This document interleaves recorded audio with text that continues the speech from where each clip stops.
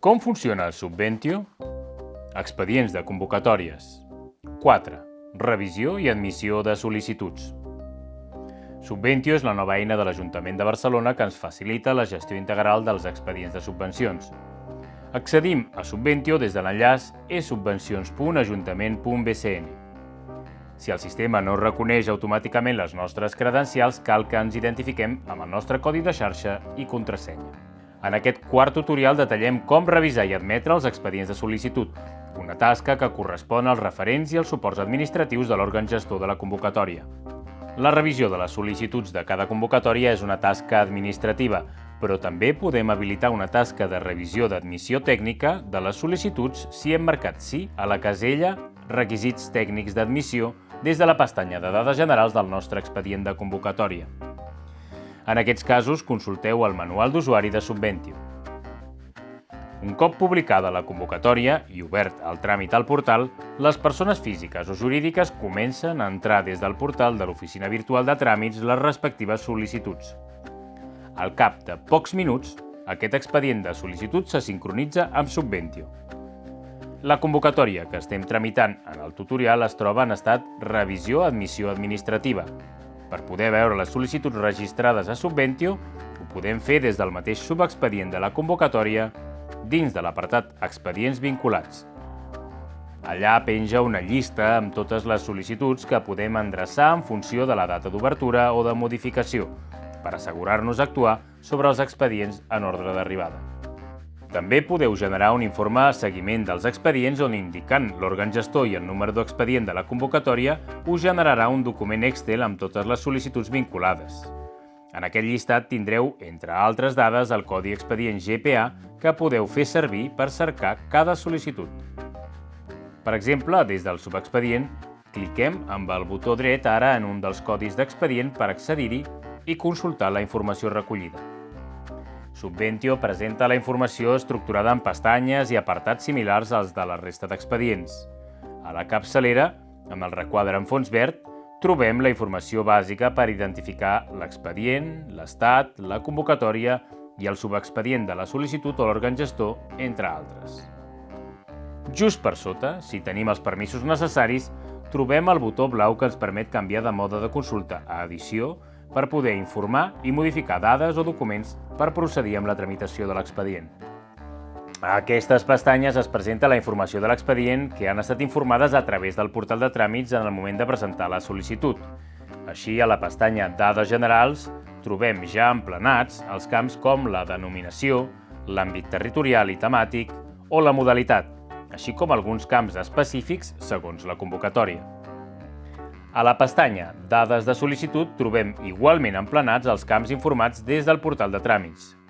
S'organitzen en 3 apartats: dades beneficiari, dades del projecte i pla de viabilitat, si escau. També cal revisar la documentació aportada que trobem a la pestanya Documentació i procedir amb la seva validació. Si cliquem sobre la icona del full, podem obrir l'arxiu adjunt i consultar-ne el contingut per la seva validació. També li podem donar un nom d'ús intern per facilitar la seva identificació en el llistat, clicant sobre la roda dentada i emplenant aquest camp.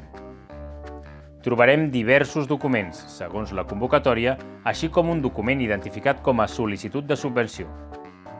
Cal recordar que en aquest document consta la sol·licitud prèvia al registre. Si volem consultar la sol·licitud amb les dades del registre, la trobarem a la subpestanya Documentació generada en el justificant de recepció de sol·licitud. També podem consultar els justificants de cada nova entrada al registre des del portal de tràmits per les esmenes i aportacions documentals posteriors a la sol·licitud. Un cop revisats els documents de l'apartat Documentació aportada, cal seleccionar-los amb la casella corresponent i des del desplegable Revisar, marcar-los com a correctes, incorrectes o pendents. Ho podem fer d'un en un o de manera massiva seleccionant més d'una casella amb cada vistiplau. La icona del rellotge, que apareix al llistat, canvia segons els resultats de la revisió de cada document. En cas de detectar informació incorrecta en la revisió de les dades o en els documents aportats, s'ha de preparar el requeriment corresponent per tal que es corregeixi. Veiem ara com fer des de Subventio el requeriment d'esmena o aportació de dades i documents en cas de detectar errades o mancances en la sol·licitud. A la carpeta Documentació generada, dins del desplegable Afegir, apareix una nova opció, Preparar el requeriment a l'interessat. Seleccionem aquesta opció i s'obre una finestra emergent amb 3 apartats. En el primer, Dades d'operació a requerir, cal associar, si no ho hem fet abans, totes les dades de la sol·licitud per les que volem requerir una esmena. Podem sol·licitar, per exemple, correccions en les dates del projecte.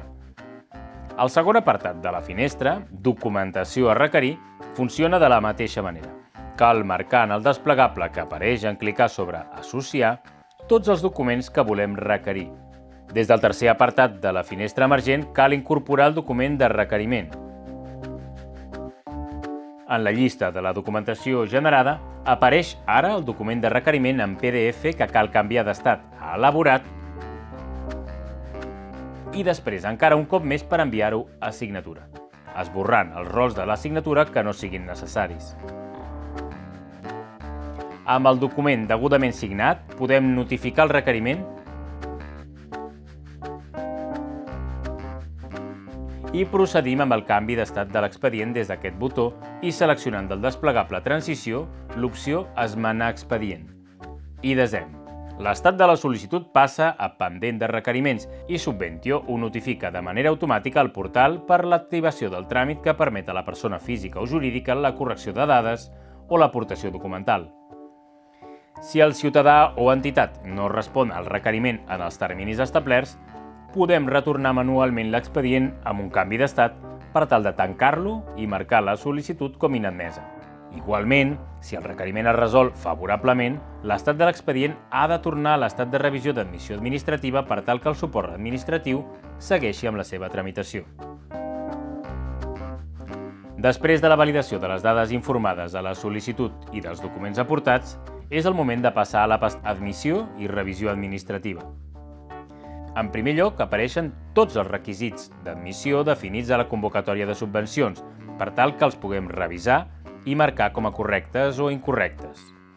Ho fem des de la finestra emergent que se'ns obre clicant sobre la icona de la roda dentada. Si tots els requisits estan marcats com a correctes, podem emplenar el camp Resultat d'admissió com a admès. En el cas que l'expedient s'hagi d'inadmetre, caldrà marcar almenys un motiu d'inadmissió. Als apartats Dades d'operació a requerir i Documentació a requerir podem informar-los per tenir un control intern i facilitar la tasca de la revisió administrativa, sobretot en el cas que diferents persones participin de la revisió. I podem anar afegint els camps de dades o documents que caldrà esmenar. Després hem de clicar aquest botó per procedir a fer el canvi d'estat de l'expedient.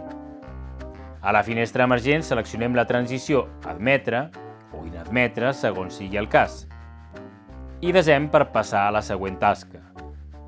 En el nostre cas tenim un expedient amb la revisió correcta que admetrem i passarà a la fase de revisió tècnica. I fins aquí aquest quart tutorial on hem tractat la revisió d'admissió de les sol·licituds de convocatòria de subvencions. Gràcies.